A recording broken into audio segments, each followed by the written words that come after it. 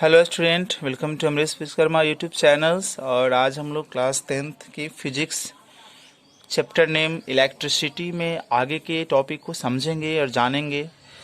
तो सबसे पहला जो टॉपिक हम आज डिस्कस करने जा रहे हैं उसका नाम है सर्किट डायग्राम। अब ये सर्किट डायग्राम क्या होता है गाइज, आइए इस चीज़ को हम लोग समझते हैं। तो सर्किट डायग्राम को समझिए, क्या है सर्किट डायग्राम। तो सर्किट डायग्राम क्या है? Are diagram showing the arrangement of various component in electric circuit with the help of their symbol is known as circuit diagram. Circuit diagram एक ऐसा डायग्राम होता है जिसमें आपका बैटरी भी, सेल भी प्रेजेंट हो, बैटरी भी प्रेजेंट हो, डिफरेंट डिफरेंट कंपोनेंट। उस सर्किट डायग्राम एक ऐसा डायग्राम है जिसमें डिफरेंट डिफरेंट कंपोनेंट हो, लाइक बैटरी हो, सेल हो, प्लग हो, है ना, प्लग हो और स्विच हो, ठीक है, इलेक्ट्रिक बल्ब हो, रेजिस्टेंस हो। तो जब इन सारे कंपोनेंट को हम डायग्राम में ऐड कर देते हैं तो उसी डायग्राम को बोलते हैं सर्किट डायग्राम बोलते हैं, ठीक है। अब देखिए कौन कौन से कंपोनेंट जो सर्किट डायग्राम में हो सकते हैं। तो सेल हो सकता है, सेल को ऐसे दिखाया जाता है, ये जो बड़ी वाली जो लाइन होती है वो पॉजिटिव एंड कहलाती है, पॉजिटिव टर्मिनल, ये नेगेटिव टर्मिनल। और बहुत सारे सेल आपस में कंबाइन होते हैं तो बैटरी बन जाती है। अब देखो सेल 1, सेल 2, सेल 3, बहुत सारे सेल आपस में मिले तो यहाँ पर बैटरी बन गई। प्लग की भी होता है, प्लग की को ऐसे दिखाते हैं, ये ओपन प्लग की है, मतलब ऐसा रहेगा, इसका मतलब कि कोई करंट फ्लो नहीं कर रहा है, नो करंट, ठीक है। और ये क्लोज्ड की है, यानी कि ऐसे यहाँ डॉट दे देंगे, इसका मतलब क्लोज हो गया, मतलब कि अब करंट का फ्लो हो रहा है, करंट का प्रवाह हो रहा है।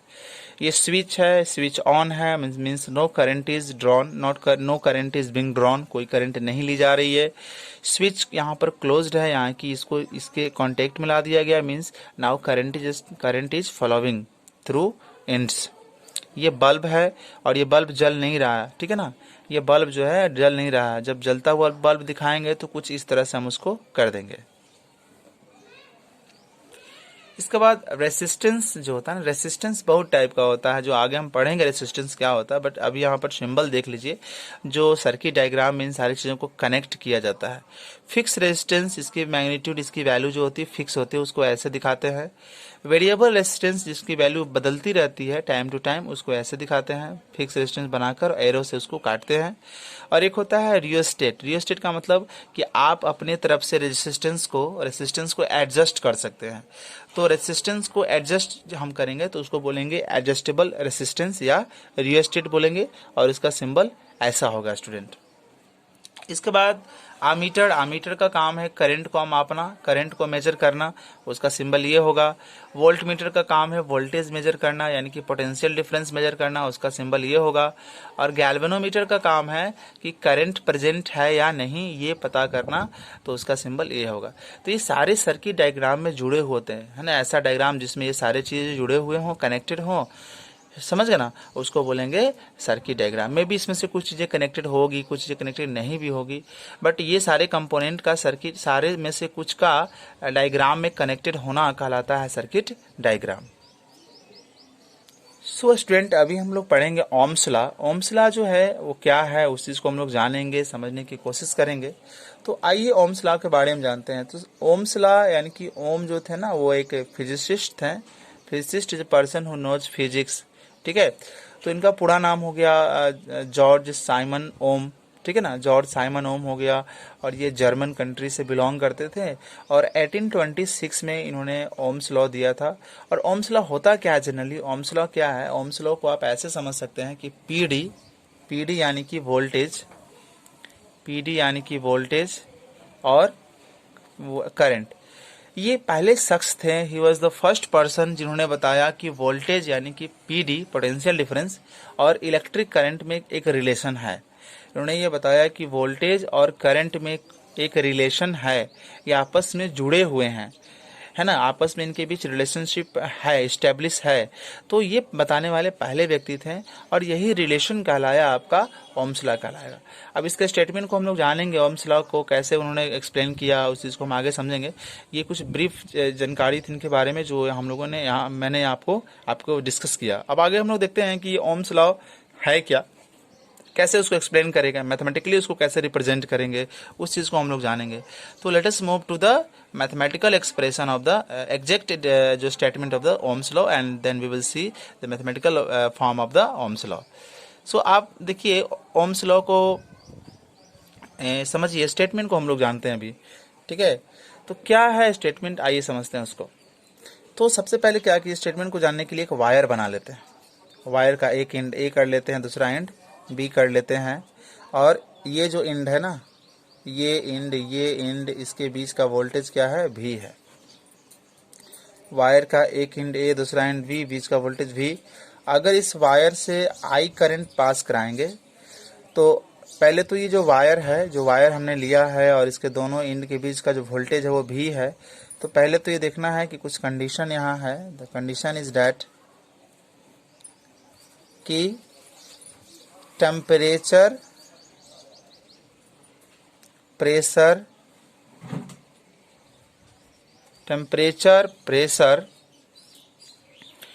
एंड अदर फिजिकल प्रॉपर्टी, और दूसरे जो प्रॉपर्टीज हैं वो चेंज, वायर के आसपास का टेम्परेचर, वायर के आसपास का प्रेशर, या वायर के का टेम्परेचर या वायर का प्रेशर, ठीक है ना, वायर के अंदर का प्रेशर, ये सब फिक्स होना चाहिए, ये बदलते रहना नहीं चाहिए। यानी कि कुछ फिजिकल ओम्स लॉ को ओम्स लॉ लागू होने के लिए कुछ कंडीशन है। वो कंडीशन ये है कि इस वायर का जो वायर का टेम्परेचर, प्रेशर और दूसरे जो प्रॉपर्टी हैं वो फिक्स होना चाहिए, वो बदलना नहीं चाहिए। तो फिर आगे ओम्स लॉ कहता है कि जितना ज़्यादा इसमें हम करंट पास कराएंगे उतना ही ज़्यादा जो है इसके अंदर जो है वोल्टेज प्रोड्यूस होगा, ठीक है। आई बात समझ में। तो स्टेटमेंट की तरफ बढ़ते हैं। The electric current flowing in the conductor, पहले तो इस वायर का जो कंडीशन है कि टेम्परेचर प्रेशर को फिक्स कर दीजिए, बढ़ने मत दीजिए। इसके बाद जितनी ज़्यादा करंट आप यहाँ पास कराइएगा, द मोर करंट, जितना ज़्यादा करंट उतना ज़्यादा वोल्टेज प्रोड्यूस होगा, जितना कम करंट उतना कम आपका वोल्टेज प्रोड्यूस होगा। यानी कि ओम ने बताया कि आई यानी कि करंट और भी यानी कि वोल्टेज के बीच में कैसा रिलेशन है। तो इसके बीच में उन्होंने बताया कि वोल्टेज और करंट में जो है वो डायरेक्टली प्रोपोर्शनल का रिलेशन है, समझ गए ना। अगर करंट को दुगना करेंगे तो वोल्टेज भी दुगना होगा, करंट हाफ करेंगे तो ये भी हाफ होगा। तो वही यहाँ पढ़ा है कि इलेक्ट्रिक करंट जो है, किसी कंडक्टर से जो इलेक्ट्रिक करंट पास हो रही है वो डायरेक्टली प्रोपोर्शनल होती है किसके, पोटेंशियल यानी कि वोल्टेज के, ठीक है। यही कहलाता है ओम्स लॉ कहलाता है।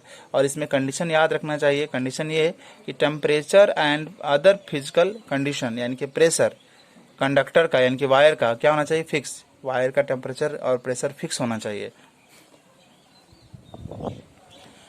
अभी ये स्टूडेंट तो मैथमेटिकली कैसे दिखाएंगे कि पोटेंशियल यानी कि पोटेंशियल डिफरेंस यानी कि voltage is directly proportional to electric current लिखेंगे इस तरह से। तो वोल्टेज को डिनोट करेंगे V से, इलेक्ट्रिक करंट को I से। तो V directly proportional to I। जब ये प्रोपोर्शनैलिटी साइन को आप रिमूव करेंगे तो यहाँ कांस्टेंट टर्म एक आता है R। इस R को बोलते हैं कांस्टेंट ऑफ प्रोपोर्शनैलिटी, और R ही कहा जाता है हमारा रेसिस्टेंस कहलाता है। तो V इक्वल टू, इसको हम थोड़ा सा अरेंज कर लेते हैं, IR, ये ओम फार्मूला हो गया, इसको बोलेंगे ओम रिलेशन या ओम फार्मूला, ठीक है।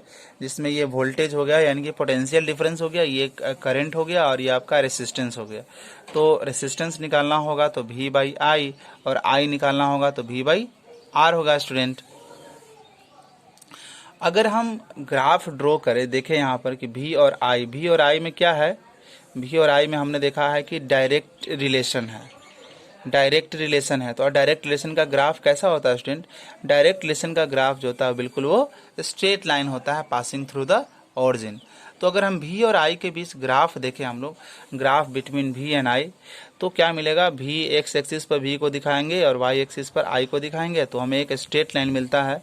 यानी कि हमने ये जाना कि ओम्स लॉ में V और I के बीच ग्राफ जो होता है स्ट्रेट लाइन होता है। मीन्स कि जितना चेंज वोल्टेज में होगा उतने चेंज करंट में होगा। वोल्टेज को हाफ करेंगे तो करंट भी हमारा क्या हो जाएगा, हाफ हो जाएगा। वोल्टेज को अगर हम ट्वाइस करेंगे तो करंट भी हमारा ट्वाइस होगा, और ग्राफ हमें कैसा मिलेगा, हमेशा स्ट्रेट लाइन मिलेगा। अब ये स्टूडेंट हम लोग रेसिस्टेंस के बारे में जानेंगे। रेसिस्टेंस क्या है, तो रेसिस्टेंस क्या, जो कंडक्टर का एक प्रॉपर्टी है। रेसिस्टेंस क्या है, कंडक्टर का एक प्रॉपर्टी है। जैसे ये वायर है, ठीक है। अब वायर के अंदर क्या हो रहा है, वायर के अंदर जो है चार्ज जो है ना, चार्ज फ्लो कर रहा है। चार्ज, मान लीजिए कि ये चार्ज है, ये चार्ज फ्लो कर रहा है वायर के अंदर, इलेक्ट्रिक चार्ज फ्लो कर रहा है, इलेक्ट्रिक चार्ज फ्लो कर रहा है वायर के अंदर। अब इलेक्ट्रिक, ये वायर है, ये वायर के अंदर इलेक्ट्रिक चार्ज फ्लो कर रहा है। तो सपोज करो कि इधर से कोई आ रहा है, इधर से कोई चीज़ है जो इसका विरोध कर रहा है, इसको आगे इधर बढ़ने से रोक रहा है। देखो इलेक्ट्रिक करंट है, इसके अंदर चार्ज फ्लो कर रहा है, और यहाँ पर मैंने कोई ऐसा चीज़ बना दिया जो इसको इधर आने से ये रोकेगा, विरोध करेगा, ठीक है ना, अपोज कर रहा है कि इधर आप मत आओ। तो चार्ज को फ्लो होने से, चार्ज को आगे बढ़ने से जो रोकने वाला जो चीज होता है ना, उसी को बोलते हैं रेसिस्टेंस। रेसिस्टेंस क्या होता है, एक कंडक्टर का एक प्रॉपर्टी होता है जो चार्ज के फ्लो को क्या करता है, विरोध करता है आगे बढ़ने से। उसको नहीं चाहता है कि चार्ज आगे फ्लो करे, है ना, उसको रोकने की कोशिश करता है, उसका अपोज करता है, उसको बोलते हैं रेसिस्टेंस। या रेसिस्टेंस की एक और डेफिनेशन आप बना सकते हैं, कैसे, क्योंकि अभी अभी आप ओम फार्मूला पढ़े हैं, V equal to I R, तो आर का फार्मूला क्या होगा स्टूडेंट, V बाई आई हो जाएगा। तो इसका एक और फार्मूला बन जाएगा कि the ratio of potential difference and current, the ratio of potential difference and current is called resistance. तो the ratio of potential difference and electric current passing through the conductor is known as resistance. So R equal to V by I student होगा।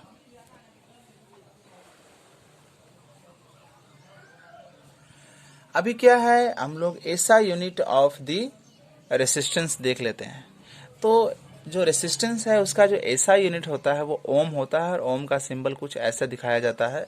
ओम का symbol कुछ ये है, ठीक है, ये। और V equal to I R, तो V को हम मेजर करते हैं यहाँ पर, V को मेजर करते हैं वोल्ट में, और I को मेजर करते हैं, और इसको मेजर करते हैं ओम में। तो इसका मैंने यूनिट लिख दिया 1 ओम, इसका यूनिट लिख दीजिए 1 वोल्ट, इसका यूनिट लिख दीजिए 1 एम्पियर, इसका यूनिट लिख दीजिए 1 एम्पियर। तो क्या देखें कि 1 volt equal to 1 ampere equal to 1 volt by 1 ampere. तो हमने देखा कि 1 volt equal to 1 ohm equal to 1 volt by ampere. तो आप ऐसे भी कह सकते हैं कि जो इसका यूनिट हुआ ना, इसका यूनिट जो हुआ वो 1 ओम हुआ, है ना। अब 1 ओम किसके इक्वल होता है, 1 ओम जो होता है 1 वोल्ट बाई एम्पियर होता है। तो इसका यूनिट ये ओम भी हो सकता है और वोल्ट पर एम्पियर भी हो सकता है, ठीक है।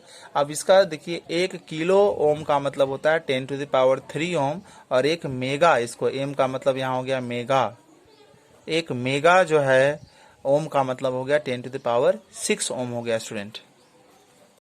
सो अभी स्टूडेंट हम लोग क्या करेंगे कि इसका जो ग्राफ था ना, जो calculation of resistance of a conductor from graph between V and I, तो आप पढ़े हैं कि V और I के बीच में जो ग्राफ था, आपको पता है कि V और I के बीच में जो ग्राफ था वो बिल्कुल स्ट्रेट लाइन था, ठीक है। तो उसी तरह से ये ग्राफ को मैंने ड्रॉ कर दिया, और इस ग्राफ लाइन पर मैंने एक पॉइंट ले लिया A, और वहां से परपेंडिकुलर ड्रॉ किया वोल्टेज पर, और इस वाले वोल्टेज को मैंने बोल दिया V, यानी कि यहाँ से यहाँ हमारा क्या हो गया, V हो गया, और यहाँ से करंट वाले एक्सिस पे गया और बोल दिया कि ये हमारा क्या हो गया, ये हमारा यहाँ से यहाँ जो हो गया I हो गया। तो अगर अब हम इसका, इस लाइन का स्लोप निकालेंगे, समझ गए ना, इस लाइन का हम स्लोप निकालेंगे। तो slope of the straight line OA, और स्लोप का जो फार्मूला होता है आपको याद रखिएगा, परपेंडिकुलर बाई बेस होता है गाइस, स्लोप का फार्मूला परपेंडिकुलर बाई बेस। तो अब देखो इसका स्लोप निकालना है हमको, तो इसका परपेंडिकुलर तो ये हो गया और इसका बेस तो ये हो गया, तो इसका परपेंडिकुलर AC है, इसका बेस OC, तो AC बाई OC। अब AC कितना है, देखो A से C कितना हुआ, ये वाला AC है, ये कितना है, तो ये इसके बराबर होगा, तो ये I है, तो ये भी कितना होगा, I हो जाएगा, तो यहाँ पर I हो गया। फिर OC हमें चाहिए, ये OC है, that is equal to V हमने माना है, तो यहाँ V हो गया। अब हम क्या करते हैं इसको कि I बाई V है, तो हम इसको 1 लेकर इसको नीचे पलट देंगे, तो V बाई I हो जाएगा, क्योंकि अब इसको सॉल्व करोगे तो यही आएगा, ठीक है ना। क्योंकि हम फार्मूला जो पढ़े हैं V equal to I R, तो V I को इधर भेजेंगे तो V बाई I रहने पर R होगा, V बाई I को हम R बोलेंगे, जबकि यहाँ पर I बाई R है ना हमारा, V बाई I तो नहीं है, I बाई R है। तो हम इसको इस रूप में लाने के लिए क्या करते हैं कि इसको रेसिप्रोकल बनाते हैं, तो 1 बाई, इसको पलट कर यहाँ पे ऐसे लिख देंगे, तो 1 बाई क्या हो जाएगा, V बाई I हो गया। अब V बाई I को क्या बोलेंगे, R बोलेंगे। तो स्टूडेंट हमने यहाँ पे क्या देखा, हमने यहाँ पर ये देखा कि हमारा ये क्या था, हम लोग ये निकाल रहे थे slope of straight line OA। तो slope of straight line O A equal to 1 by क्या आया, रेसिस्टेंस आया। तो एक यहाँ पर फॉर्मूला बन के आ गया कि slope equal to 1 by resistance. अब स्लोप और रेसिस्टेंस में कैसा रिलेशन हो गया, इस रिलेशन को बोलेंगे रेसिप्रोकल रिलेशन, इनडायरेक्ट रिलेशन, उल्टा संबंध हो गया, इनडायरेक्ट रिलेशन, समझ गए ना। इनडायरेक्ट रिलेशन ये हो गया, मीन्स अगर रेसिस्टेंस को बढ़ाएंगे तो स्लोप क्या होगा, स्लोप कम होगा, और अगर रेसिस्टेंस कम होगा इसका मतलब स्लोप क्या होगा, स्लोप ज़्यादा होगा। तो ये एक यहाँ पर डायरेक्ट एक रिलेशन हमें मिल गया ग्राफ के थ्रू। हम इससे रिलेटेड क्वेश्चन भी करेंगे, जब ये टॉपिक खत्म हो जाएगा तो इसका न्यूमेरिकल पार्ट में इसका हम रिलेटेड क्वेश्चन करेंगे। जाते जाते स्टूडेंट हम लोग एक टॉपिक देख लेते हैं, और कि आर जो होता है, यहाँ ध्यान दीजिएगा कि रेसिस्टेंस जो है, रेसिस्टेंस क्यों प्रोड्यूस होता है, क्या कारण है उसके प्रोड्यूस होने का, ठीक है।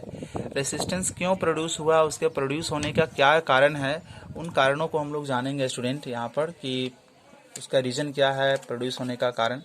तो ध्यान दीजिए, कॉज ऑफ रेसिस्टेंस का क्या कॉज है उस चीज़ को हम लोग जानते हैं। तो आपको पता है कि कोई भी कंडक्टर जो होता है, कंडक्टर का मतलब वो जिससे करंट पास होता है, तो कोई भी कंडक्टर जो होता है उसमें बहुत ज़्यादा फ्री इलेक्ट्रॉन्स होते हैं, कोई भी कंडक्टर में फ्री इलेक्ट्रॉन्स बहुत ज़्यादा होता है, ठीक है। और जब हम उस कंडक्टर को, जैसे मान लीजिए हमारे पास ये है कंडक्टर है, यानी कि वायर है, अब हम इसको बैटरी से जोड़ दिए, ठीक है ना, इसको बैटरी से जोड़ दिए, प्लस या माइनस जोड़ दिए इस तरह से। तो ये पहले कंडक्टर था, इसके अंदर बहुत सारा फ्री इलेक्ट्रॉन है, हमने इसको बैटरी से जोड़ दिया, मतलब इसको हम पोटेंशियल डिफरेंस मेंटेन कर दिया। हम इसका बैटरी से जोड़ने या सीएल से जोड़ने का मतलब क्या हुआ कि पोटेंशियल डिफरेंस को मेंटेन कर दिया।